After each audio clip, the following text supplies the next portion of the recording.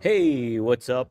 It's Friday. It's Rumor and Innuendo. I'm Dominic D'Angelo of AdFreeShows.com, Podcast Heat Wrestling, and Studio1Sports.com. But I'm here with Mr. Robert Karplus, WE Creative underscore ish. We're going to talk a little TNA, a little SmackDown, who knows what else. But Robert, happy to have you here today, man.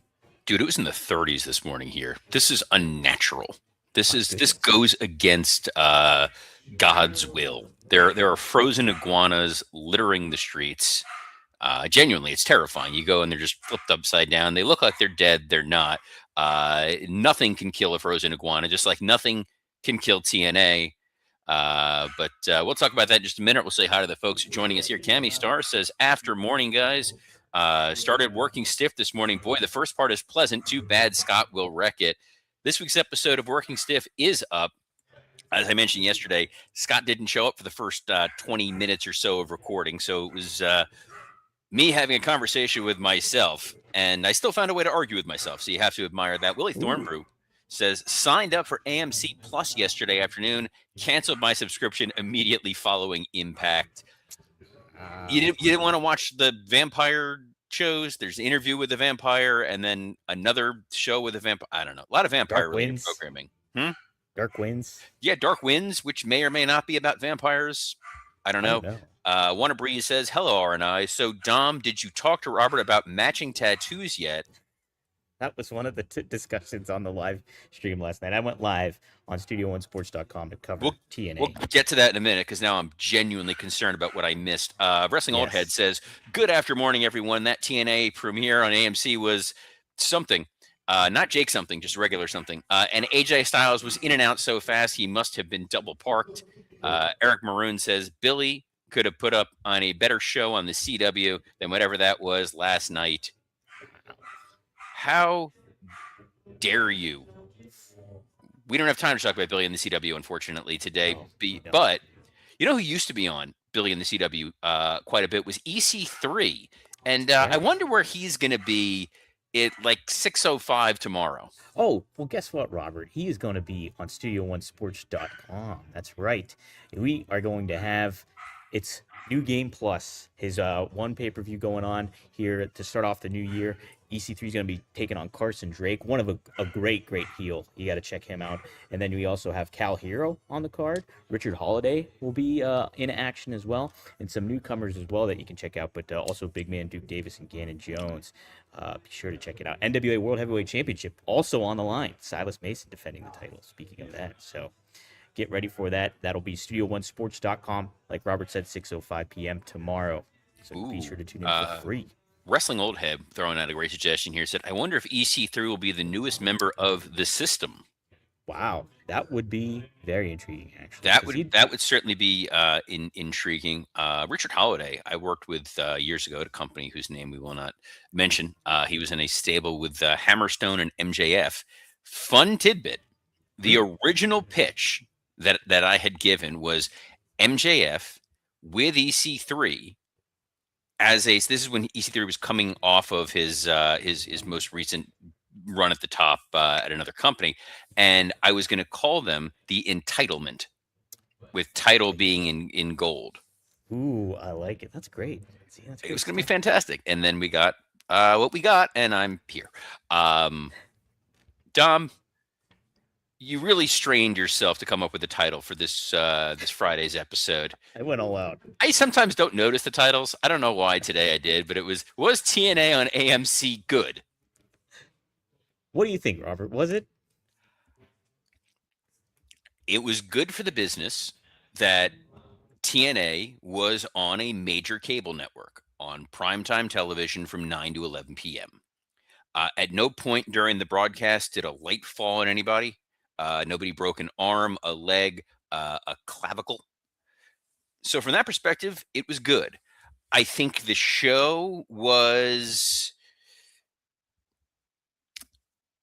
Did you ever see Deadpool and Wolverine? Of course, I love that movie. That was Okay, one of my yeah.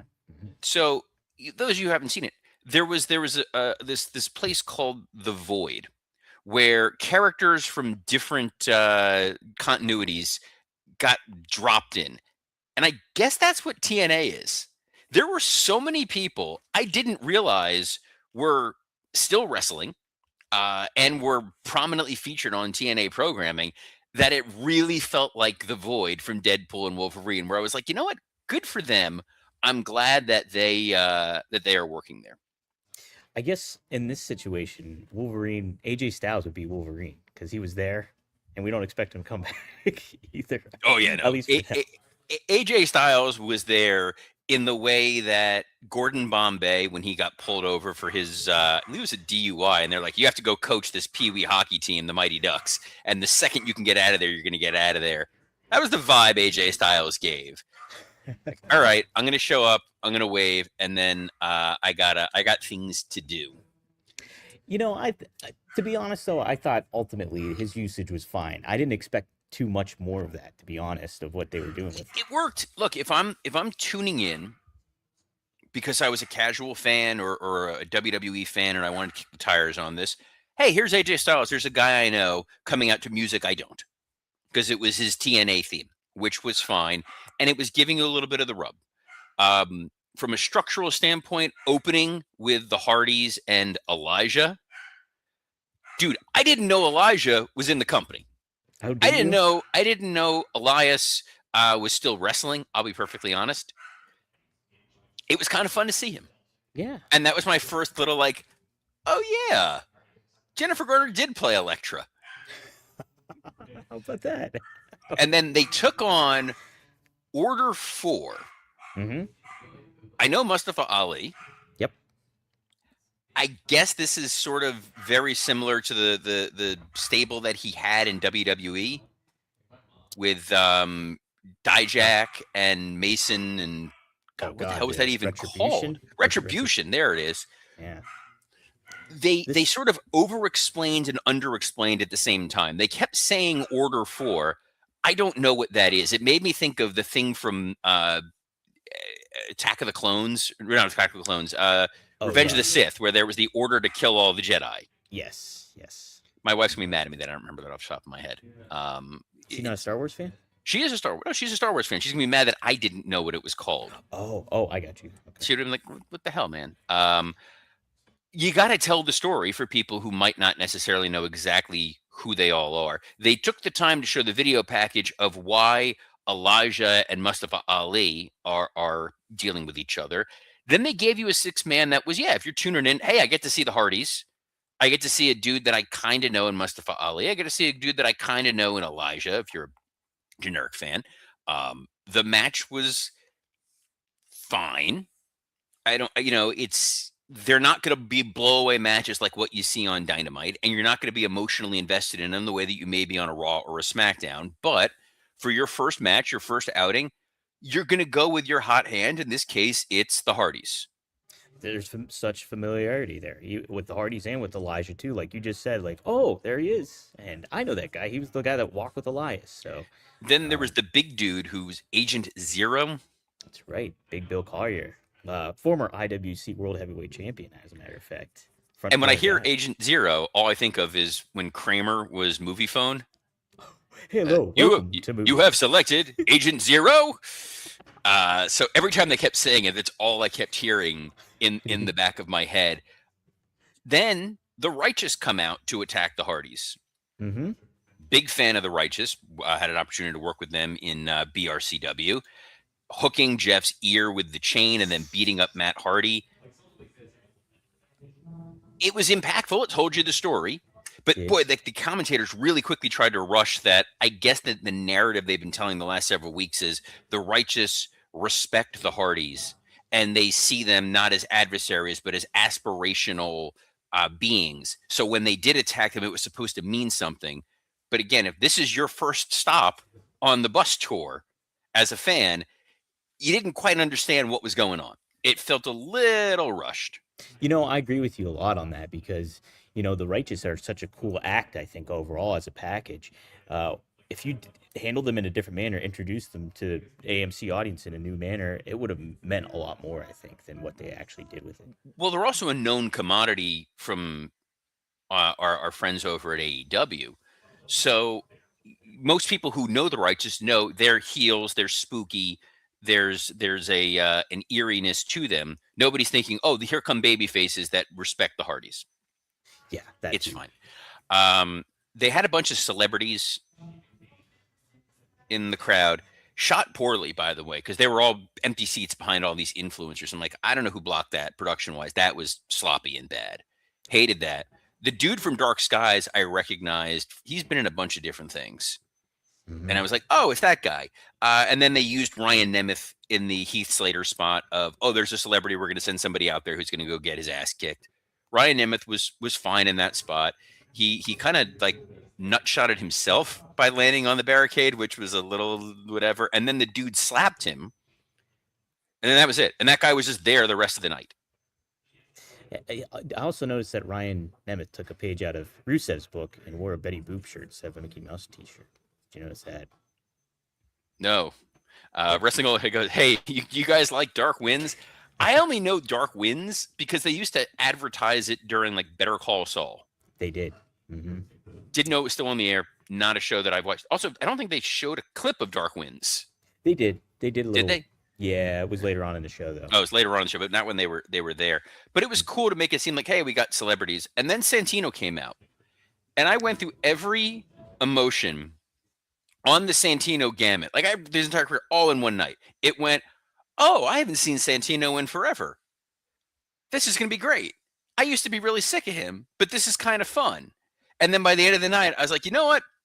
I never need to see Santino Marella again as long as I live. I thought he stole the show. I just love Santino. Small doses, but he was in so many segments on a 2-hour show. It kind of makes you appreciate Adam Pearce and Nick Yeah, Aldis, there's who a balance. apparently I do a decent Nick Aldis impression, which I didn't know. If you go listen to Working Stiff, I busted that out. Never one that I've done before, but I can't wait to check it out. so they told the story admirably that I guess his daughter, who's in NXT, turned on him, and she was the one that was secretly letting NXT interlopers in through the back door of the Impact Zone. And because he's sad about his daughter, they had to bring in Daria Ray. Forgive me, but I did not know who this was for like the first 10 seconds she walked out. Really had to take a little bit for me to recognize it was Sonya Deville. Well, at first they said the name, and then I was like, "Who's Daria?" And then I was like, "Oh, it's Sonya Deville. Good for her." Again, she debuts. She gets put into a position of authority, and she turns on Santino. Lots going on. Was this the series premiere and finale of AMC TNA? Like, were they like, we got to get everything in one episode? Like, let's just get it all out there. I get it. She's a heel. You want to set her up as a heel. Okay. And then they brought out Elena Black, who is Cora Jade from NXT. NXT. Hmm. Yes. Which is funny because she was, I'm not telling tales out of school. She was down here in South Florida doing some work with getting training. Her and Mandy Rose were getting in shape. They shot a little something for, I think, Mandy's channel over at CCW, Coastal Championship Wrestling, which is affiliated with Boca Raton Championship Wrestling. So I had gotten some pictures that Elena Black was training in a ring with those folks. And I was like, oh, that's kind of cool. I wonder what she's going to be doing. And then, boom, there she was. There she is. What do you think of her overall? Do you think there's a lot of potential for her to kind of resurrect her career in certain ways in TNA? So I think it depends on how seriously she's going to take it. Um, she was in NXT for a while. The hope was that she was going to be a big deal on the main roster in WWE. It ultimately didn't come to fruition. So there's a chance that either she comes here to TNA, she gets a chance to really shine, and then gets another opportunity potentially somewhere else, or she's doing some stuff in TNA. She's making a lot of money doing the OnlyFans content Yeah. that she's doing with Mandy Rose, similar to what we see with Ash by Elegance. And she's going to make a fine living. Like, she'll be able to do some TNA appearances. She'll be able to do whatever it is that she's doing as a side hustle. And, God bless. Yeah, I agree with that. She's got some options, that's for sure. She would like. Speaking of the Elegance brand, Hmm. Ash by Elegance, by the way, I think the world of her. She was worked with her numerous times at BRCW. She was our BRCW Women's Champion until she had to relinquish it due to her injuries. I did not know Perez Hilton was still alive. Oh, now you do. I haven't thought it was such a visceral. Oh my God, is it 2003? That's honestly, last night was the first time I ever heard him talk. Never seen him or interacted with his platform at all I ever. feel like I've heard him talk maybe like on a VH1, like I love the whatevers that would Oh, just be like like one of yeah. on randomly. Um, Perez Hilton for you kids was a dude who ran a website where he would post pictures of like paparazzi photos of female celebrities like getting out of their car with an upskirt angle, and then he would draw like dicks on their faces. Wow, I didn't know that. Is that how he got popular? That he would post because he would post like very catty kind of Bravo style, snarkiness about celebrities like Lindsay Lohan or Paris Hilton or Nicole Richie, people who were famous for being famous. Yes. And then I thought he, got swallowed by a whale and was carted out to sea, but apparently not. He was there. We got the Elegance brand versus the Inspiration, who were the Iconics. Mm-hmm. Again, didn't know they were still working. Thought they were delightful back when they were in WWE. This, if you had three matches to put on television, Yeah. and you put this women's tag match on there, Mm-hmm. probably not one of the matches I would have put on TV. Agreed. This was about as good as your audio is usually, or as good as your ability to post shows on time, On time. or as good as some of the sweatshirts you bust out. Um, Jets. well, not yeah, exactly, because you're wearing a damn Jets sweatshirt, you Why am I jerk. flaunting that? The New York Football Giants, by the way, hell of a pickup there with Harbaugh. I know. The Jets are just looking out the window. Every time I Happy hear day. his name, I always think of when Daryl Hammond on Screech. Saturday Night Live would do the Meet the Press. You watch a Oh, Harbaugh. Or Chris Matthews. He would do Chris Matthews. It's like every time. I thought you were gonna Uh, go with Screech. Jim Harbaugh. You remember that? they did an injury report, which I thought was kind of novel. Number one, I love that it was sponsored and branded. I think that was really clever. Number two, it was a way to spotlight a lot of talent who wasn't on this week. Like AEW could take a page from this because there's a lot of talent like BRCW heavyweight champion Steve Macklin, who was not competing on this show, but it was a way to remind you he was attacked because of what the damn interlopers from NXT did. Yeah. It's a novel concept. I like it. It's a way to refresh and remind people who's on the roster who's not necessarily featured that week. Again, we then went to the Void, and Indy Hartwell was there. Yes. She was great when she was in NXT. Happy to see her here. Happy to hopefully get to see her in weeks to come. And then Li Ying, she was in NXT. Was she Exiley or whatever her name was? Yeah, Xia Li. Xylee. Mhm. She's the women's champion. They talked about the visa issues, which I had heard about going into the show. There was a number of different visa problems that were going on getting folks into the U.S. So because of that, she needed a new opponent for the Genesis pay-per-view, which somehow was not sponsored by Sega, and that brought out Zarya and Solruka. Zarya versus Li Ying Li. I feel terrible. I butchered the way I It's wrote that. tough. It's a tough. But I love that. It's a good replacement. That'll be a good solid match for Genesis. Would have been a good solid match for TNA's Impact premiere, but that's beside the point. Great point. Cedric Alexander, good to see that dude. Think the Hmm. world of him. Shocked AEW didn't swoop in and try to get him. I know he re-signed with TNA, but you would think with the way that the Hurt Syndicate's been going, and the success that Shelton Benjamin's had, and the time that they've given that group, Cedric would have been a no-brainer to bring him back. But is what it is. I think Uh, this is actually the right move on his part to do to go to TNA instead. It just, I think there's the opportunity to really incorporate him in the X division more so and make him a big highlight of that.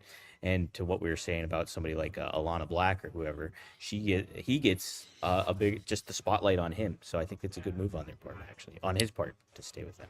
he does. The narrative here was he was supposed to be wrestling Leon Slater at the pay-per-view, but again, those damn visa issues.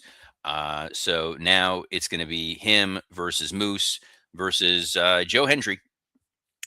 And I like that Said they his did the name. bit where they said his name and the phone rang and then he appeared on the phone. That was cute. That was a good little. You got to give a replacement that's as big or bigger. That is as big or bigger. Makes total sense to me. I get it. Uh, we then got the system. Yes. Didn't know they were baby faces. I was surprised. Didn't There was nothing about that presentation that was babyface. I'm so glad you said that.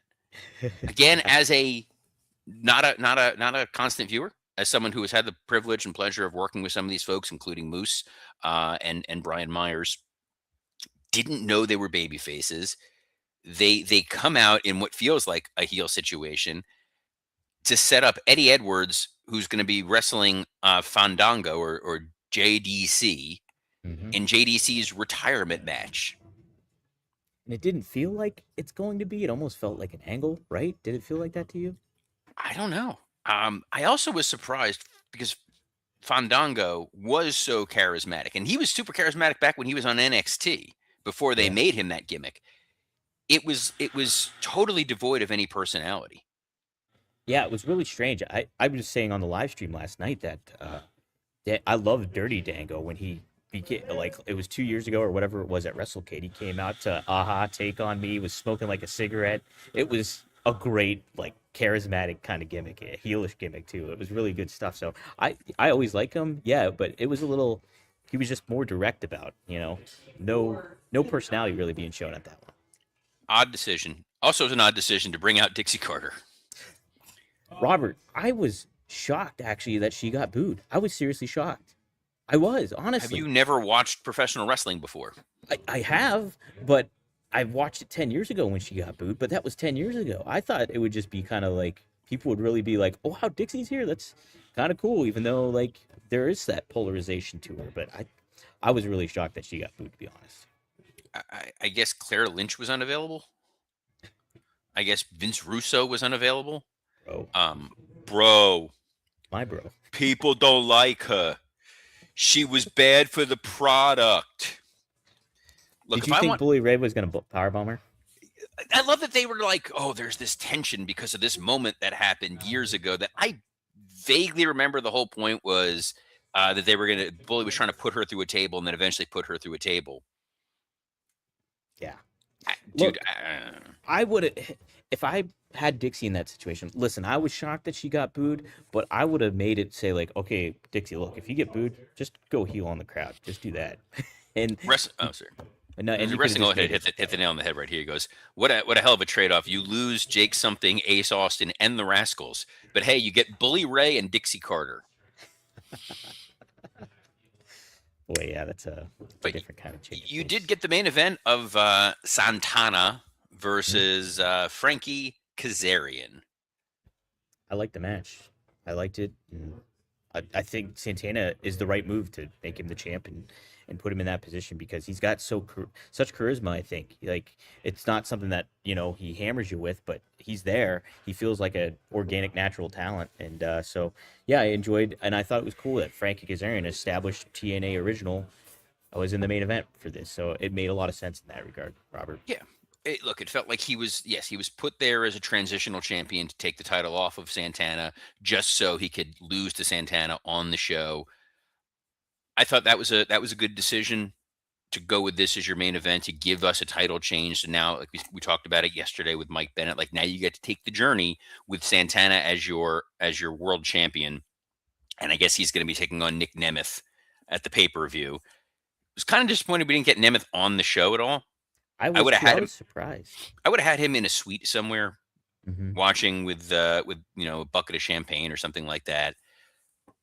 This was the symbolic, one of your sort of TNA somewhat originals, which it's crazy because I remember when I was talking with Frankie probably about a year ago that I was there when he was on Velocity, Wow, wow. I guess you would have been, huh? and he was. Wow. I thought he was great. I didn't understand why we didn't do anything with him way back when. Yeah, he would have. I think he would have been a great person to have in WWE at that time, no doubt. Um, Robert, does it? I guess I gotta ask. Does it hook you to watch next week? And what, if so, what did hook you to watch next week? No, nothing hooked me to watch next week other than the fact that it's available in an easier to consume version than what it was before. It was on a channel I didn't get on my TV. Hmm. I wasn't going to use whatever app it was on. I don't know if it was on Twitch. Yes, it was on Twitch Okay. for the time being, and then I don't Access TV. Access TV, which again I don't get, so I couldn't watch it. So now it's there. It's on my DVR. I can go and watch it and enjoy. There's a lot of friends that are there. AJ Francis, good to see him out on TV. Obviously, Steve Macklin, Ash, uh, Nemeth, a lot of good people. This was not their best foot forward. I thought the video packages they did highlighting the history of TNA, the history of their world title, the history of the Knockouts division, and the X division was a lot of, hey, we used to have Samoa Joe and Sting. That's an interesting way to look at it because I felt differently about it. I was like, oh, it's showcasing who was there and what the X Division title means. But that's a good point too. I mean, it's a give or take kind of aspect to it, double-edged sword kind of thing with it. I like that they were trying to establish like there's a history to this company. We've been around for 24 years, and a lot of big names have passed through these doors. So this is kind of the place to watch as a secondary feeder system for WWE. Um, it also was against zero competition. If they were going up against Collision, I'd be worried for them. If they were going up against NXT, I'd be worried for them. There is no other mainstream wrestling program airing on Thursday nights.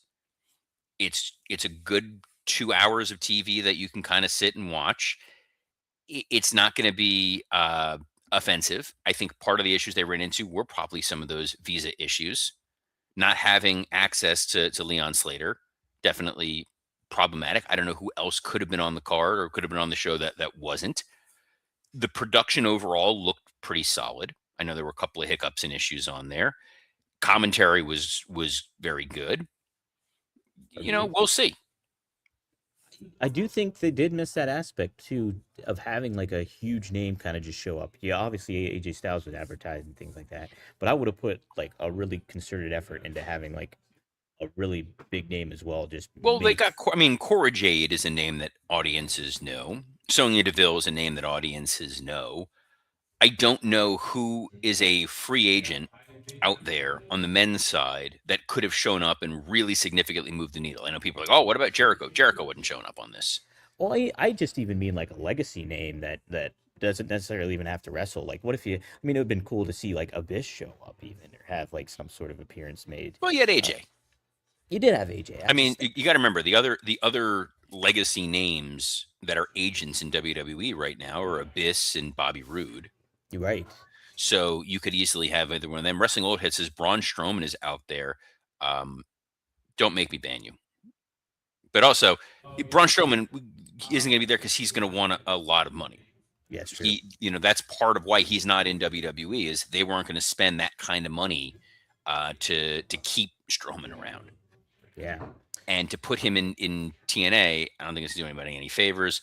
Danny Huckins, PW, says the show was a massive disappointment. They didn't up their production. I liked the Righteous Attack, the Hardys building to Saturday. I liked the Kaz versus Santana match. That's about it. Yeah, but to be fair, that was like kind of half of the show. It was not a well laid out show on paper, other than, hey, we're going to remind you that the Hardys are here. We're going to spotlight the women, but this was probably not the best spotlight for the women. And we're going to give you a very solid main event world title match. Yeah, that's basically it, Robert. We'll see how they do next week. I will tune in just to check it out, see how they follow up. Real quick before we close out, SmackDown's tonight. Drew McIntyre is going to speak. What would you do? How would you position him as the Is new SmackDown champion? tonight or is it this afternoon? Are they in Europe? Probably this afternoon because they're in London. So I'd imagine. Yes, I was going to say they're in London. Or I know they're somewhere. I think the narrative for Drew is there are these 8 guys coming after him, and there's 2 guys you don't get a shot at him, which is Jacob Fatu and Cody. So it's a good way to rub it in and be like, I don't know if it's going to be Randy Orton or, if it's going to be Matt Cardona or Damian Priest. But I tell you who it's not going to be. It's not going to be Cody. And you're like, cool. That kind of works. Mm-hmm. Yes, SmackDown the future House of Hobbs too, Robert. No. There is a report from Fightful that he could go to SmackDown on the main he had a main roster offer. I think I would put him on the main roster. I don't know that I would necessarily put him on SmackDown right now. But Yeah, I'd have to think a little bit about that. I would too. I would too. There's a lot of give and take of where they could ultimately put Hobbs, but I think that the fact that Hobbs sees the opportunity in WWE as the path to be the most successful makes a lot of sense. The reason I would back off putting Hobbs on SmackDown right now is your breakout babyface right now on SmackDown is going to be Jacob Fatu. Your breakout heel on SmackDown right now is going to be Trick Williams. To then put Yeah, Hobbs in there as well, unless they call it crazy audible and he answers the Carmelo Hayes U.S. title open challenge. But they're not going to do that in London. Maybe they do that next week. true that. True that. We'll have to wait and see, Robert. But you don't have to wait too long to see us, as we'll be back on Monday, as we are every Monday through Friday at noon Eastern on a plethora of platforms, including the WW Creative _ISH X account, the at Dominic D'Angelo X account, the at SE Scoops X account, and on YouTube on Rumor and Innuendo Podcast Heat and ad-free shows. So on behalf of the original Pittsburgh Penguin, Dominic D'Angelo, I'm Robert Karpolis. Best of luck in your future endeavors. Me and Yammer Yarger, baby. Just like that. Shh.